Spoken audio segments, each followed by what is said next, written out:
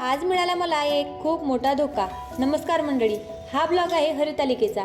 ही माझी गाव सोडून आल्यावरची पहिली हरितालिका. जे पाहिजे ते वनस्पती भेटेल का नाही या टेन्शनमध्ये आधीचा दिवस गेला. पण हरितालिकेच्या दिवशी रावांच्या हाती सामानाची यादी देऊन स्वतःच्या पायावर बोटाच पाडून घेतला. ते कसं सांगते. कामामुळे सामानांना होणार नाही असं म्हणून सामानाची जबाबदारी माझ्याकडे दिली. वाळू मी तुला आणून देते अशी ग्वाही पण दिली.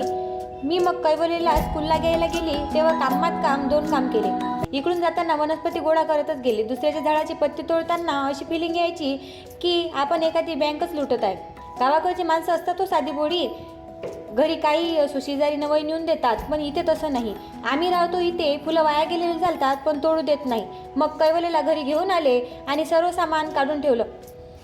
आज बसणार आहे गणपती म्हणून कैवल्य कालच हट्ट करत होता की गणपती पाहिजे म्हणून.